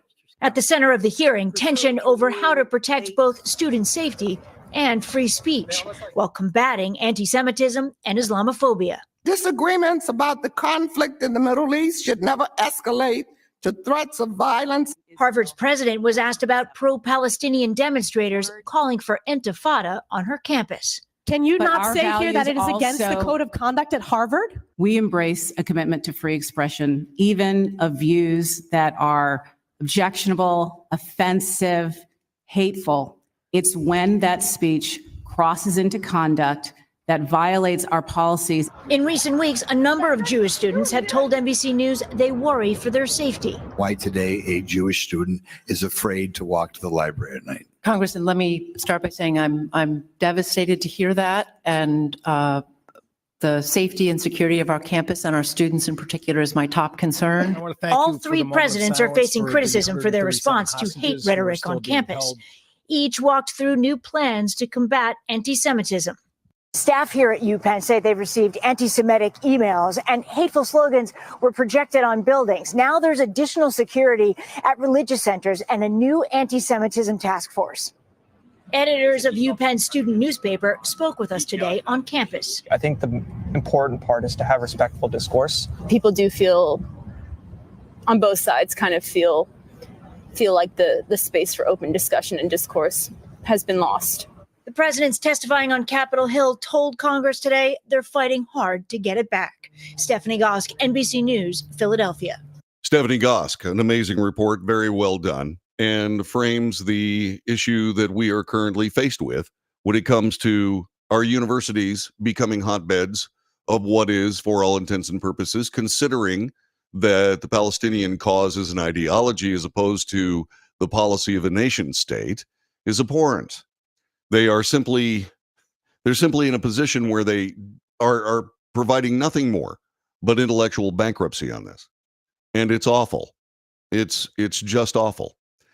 As a matter of fact, we were talking a little bit about some of the reactions. The Pfizer CEO is very serious about this. He calls it despicable anti-Jewish bigotry.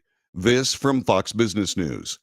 The CEO of pharmaceutical giant Pfizer is slamming the presidents of three elite universities over their failure to condemn the rise of anti-Semitic rhetoric, anti-Jewish bigotry, on their campuses in the wake of the Hamas October 7th terror attack on Israel and the ensuing conflict in Gaza. Albert Bourla, who is the chairman and CEO of Pfizer, took to X to say that he was ashamed to hear the recent testimony of three top university presidents after Harvard University President Claudine Gay, Massachusetts Institute of Technology President Sally Kornbluth, and the University of Pennsylvania UPenn President Liz McGill testified before the House Committee on Education and the Workforce. In my personal opinion, this is Bourla, in my personal opinion, this was one of the most despicable moments in the history of U.S. academia. The three presidents were offered numerous opportunities to condemn racist, anti-Semitic hate rhetoric and refused doing so, hiding behind the calls for context. The memories of my father's parents, Abraham and Rachel Bourla, his brother David, and his little sister Graciela, who all died in Auschwitz, came to mind, he explained. I was wondering if their deaths would have provided enough context to these presidents to condemn the Nazis' anti-Semitic propaganda. And because the dehumanization of the victims makes it easier for you to set your own context and justify anything, here's a picture of Graciela Bourla, who was exterminated in the concentration camp at the age of 17. Unfortunately, no pictures of my grandparents and uncles survived. I still wonder what they looked like, said Bourla.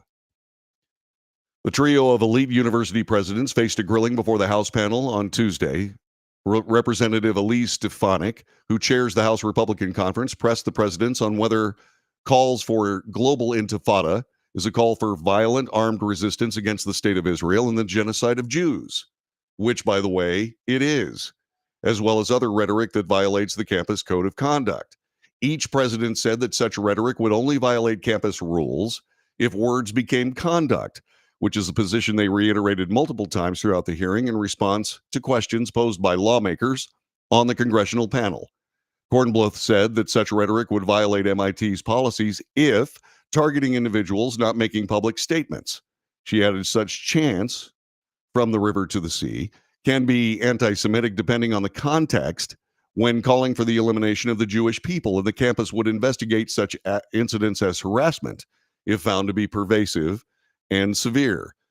McGill said that anti-Semitic chants create a context-dependent situation that would constitute bullying and harassment under UPenn's rules if it was directed, pervasive, and severe.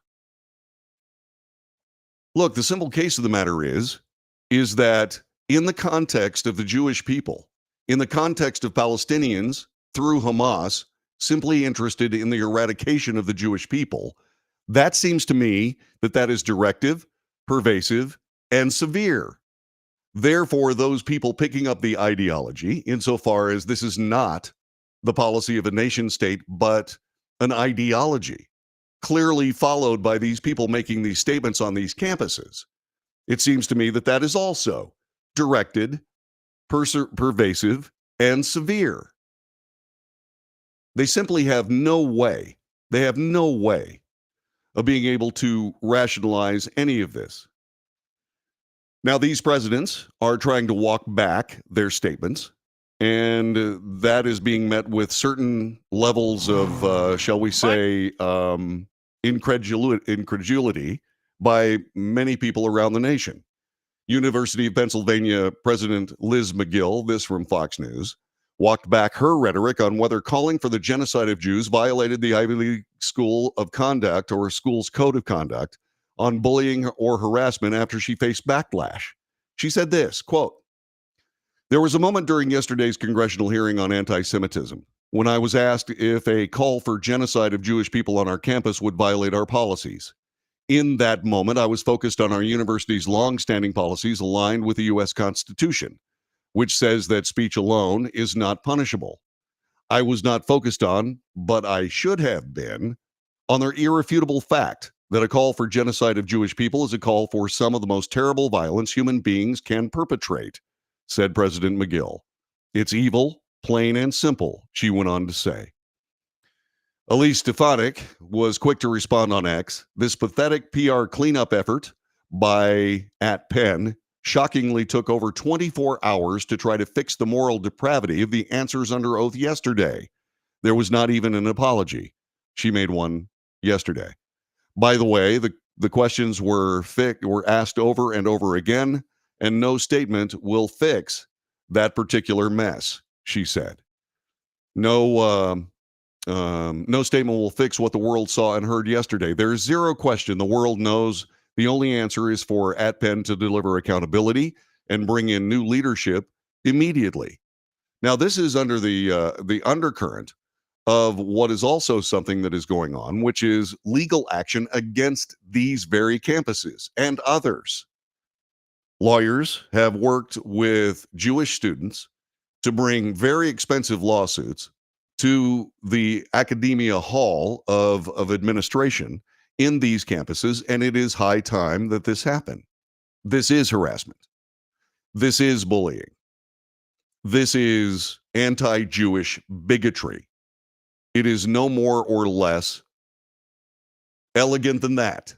It is absolutely ridiculous that these people of academia, would try to come up with some philosophical or greater understanding that I guess would elude those people not educated in their institutions. Well, let me explain something to you.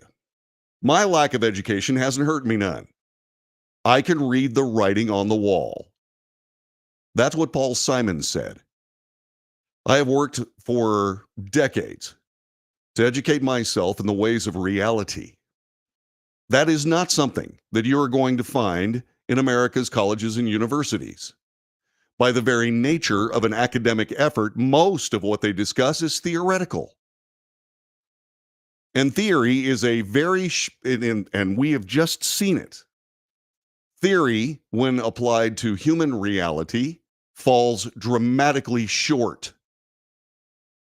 And the inability for these people to look beyond their own academic arrogance to see that there are people out here that actually are pretty straightforward and understanding of the world around them and can immediately say, you know what? You guys are just idiots. That is one of the reasons why I have such a huge problem with academia in these United States. All my life, I've watched universities turn out scores, thousands, millions of people that are basically banes on the society. And I got to ask, if you send your kid to Harvard, you send your kid to the University of Pennsylvania, you send your kid to MIT, for crying out loud. You send your kids to those universities, what are you getting for your money? That's one of those practical things. that those people who educate themselves as opposed to being spoon-fed by these people with nothing more than ego, that's what we see. Perhaps maybe that's you. This annoyed me beyond measure. And maybe that's why I'm being so edgy when it comes to explaining all this. But I don't know what these college graduates are going to do after they get out of college. Probably go bankrupt trying to pay their college loans. And I think that that's probably the cause and effect, the check and balance that may sustain all of us. But it's coming awfully slowly, isn't it?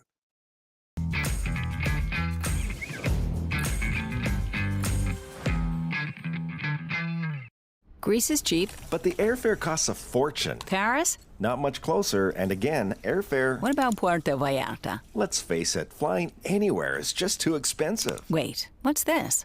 Low-cost airlines. With one call to low-cost airlines, you'll drastically slash your travel costs. We're talking insanely low airline prices to any of your favorite destinations. Where would you like to go? London, Rome, Costa Rica, Australia? Wow, that's cheap. So why wait? Call now to learn how crazy cheap it is to fly anywhere in the U.S. or international. Our prices are so low, we can't publish them. The only way to get them is to call to instantly hear the most amazing best deals on airline travel. It's that easy. So call now and start packing.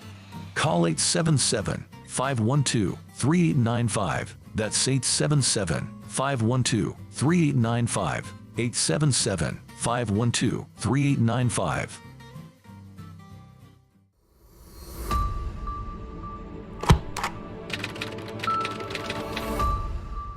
How would you like to get high-speed internet for your home for less than $2 a day? That's right, for about $50 a month, you'll get lightning fast internet. Are you paying less than $50 a month right now for your internet? Then call Whole Home Connect right now for blazing fast internet at $50 a month with no price increases, no hidden fees, no contracts, no equipment fees. It's a great deal. And guess what? You can try it for 15 days. If you don't like it, you get your money back, but you're gonna love it, and you're gonna love the price. Internet for your home for $50 a month. That's less than $2 a day. Plus, no contracts, no equipment fees, and our 15-day guarantee. Call now. Call 866-245-6155. That's 866-245-6155. Again, 866-245-6155. 866-245-6155.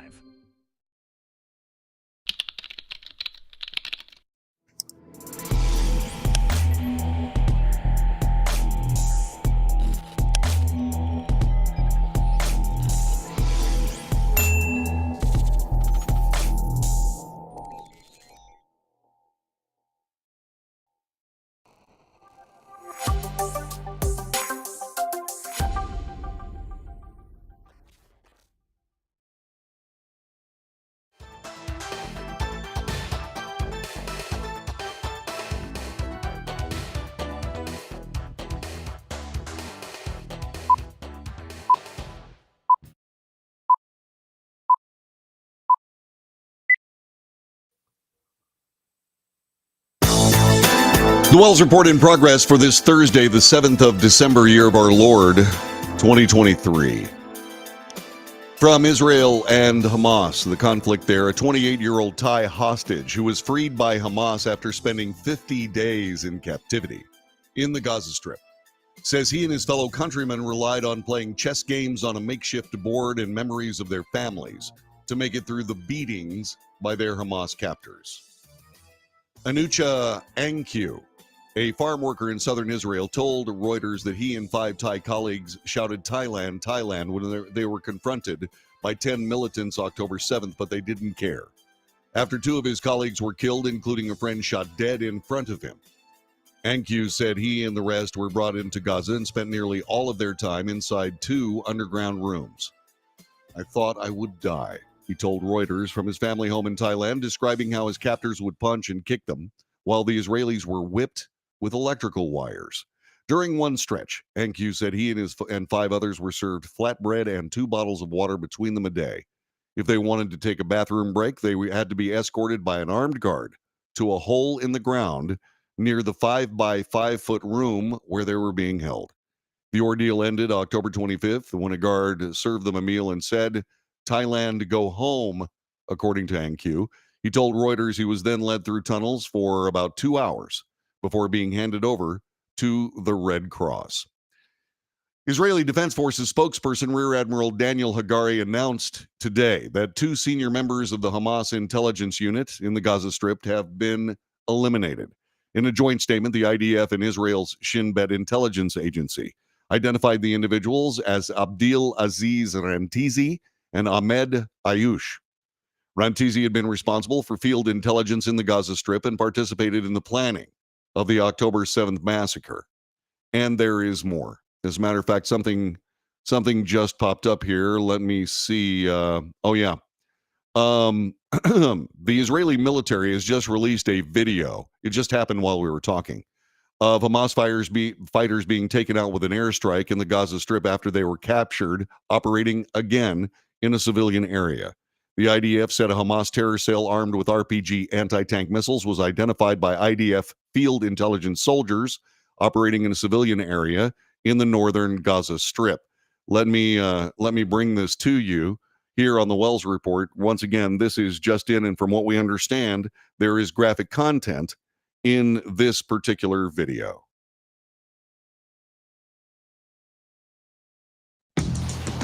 And of course, that is not the graphic content that I was referring to. The CX-50 crossover that you just saw is not that. Here is the report. So Hamas terrorists operating in a civilian area. They are arming themselves with RPGs and then running past a building. There is supposedly an airstrike that's going to be involved here. And once again, this is probably graphic video. As they run past the building, you can see, I guess they're not going to, or maybe they will. I don't know.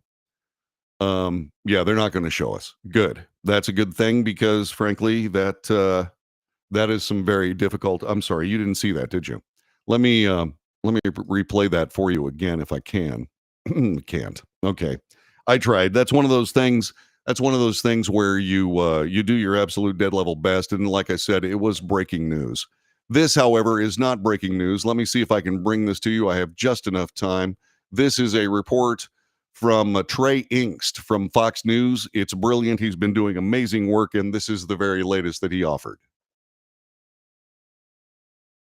Good afternoon. I do want to start with that breaking news. Tonight, Israeli Prime Minister Benjamin Netanyahu says his forces have surrounded the house of Yahya Sinwar, the leader of Hamas in Gaza, the man who is believed to be the mastermind behind the October 7th massacre. This is a significant development and an indication that Israeli forces are pushing deep into the heart of Gaza's second largest city, Khan Yunis. It also comes as Israeli forces are ramping up their strikes across the entirety of the Gaza Strip. The IDF telling Fox News they hit 250 different targets over the past 24 hours. This also comes as infantry troops continue to locate weapons, explosives, and tunnel entrances. The Israelis also targeting the rocket launching sites for the barrage that hit Tel Aviv just yesterday. Now, inside Gaza, the death toll continues to rise. An Israeli strike against the Deir al-Balah neighborhood in central Gaza killed multiple Palestinians yesterday. The aftermath you're looking at here from the city of Khan Yunis, and again, just shows the level of destruction. Entire neighborhood blocks wiped off the map. That's Trey Inkst of Fox News, and you noticed that those bombs that were falling, or rockets perhaps, probably bombs, went between two buildings and did not take either building down, landing on the actual Hamas terrorists that were, or at least what are purported to be Hamas terrorists, there in between those buildings. So Israel is doing its best to try to limit infrastructure damage and damage to people who might be inside those buildings. But that is, again, something that there are an awful lot of people trying to do their dead level best to minimize for the sake of anti-Israeli propaganda. By the way, those attacks from Houthi rebels from Yemen has drawn the attention of the U.S. Treasury. They announced that it has sanctioned 13 individuals and entities responsible for providing tens of millions of dollars worth of foreign currency generated from the sale and shipment of Iranian commodities backed by the Islamic Revolutionary Guard Corps, the Quds Force, to the Houthis in Yemen. A lot of it is humanitarian aid, which is then immediately confiscated and then resold to provide money, to provide weapons, etc., etc. The United States Treasury, at least trying to do something to sanction these Houthi rebels in some way. Frankly, I would prefer a nice naval airstrike to wipe them off the face of the earth. This has been the Wells Report. See you again tomorrow.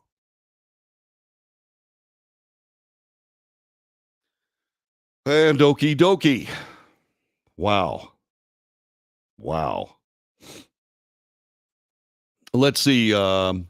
Cowboy from Hell, one of my best friends, sent his oldest child to MIT. He is now completing his PhD at Harvard in neurosciences. I would say he's done well for himself. Okay. Has he actually saved anybody yet there, Cowboy? I don't know. Seems like something Hamas would do on the first day of Hanukkah. Yeah. That was amazing accuracy, it was. And yes, the show is over already. That was actually a pretty good one. Oh, I'm looking at the wrong camera. That's actually a pretty good one today. I'm proud of that one. I've been doing some more of the work on this broadcast and got through it today very smoothly. And all the video, for example, I edited all the video today. And thank you, Yvonne. I appreciate that. You too. Anyway, I edited all the video, and that I have a time frame. I start my day at 5 o'clock in the morning, and I now use 4 hours to do the show instead of 3. And I've been able to come up with a way of getting it done, and I'm kind of proud of it, which is why I'm bragging. But I hope you found that show to be informative. I hope you found it to be a good part of your day. And if indeed that is the case, then by all means, please do share this. Please subscribe. Please give us thumbs ups. Please give us all those things that would help us immensely. And by the way, support our advertisers. Thanks very much for all that you've done for us. I sincerely appreciate it, and we'll see you again tomorrow for another edition of the Wells Report. Till then, be safe.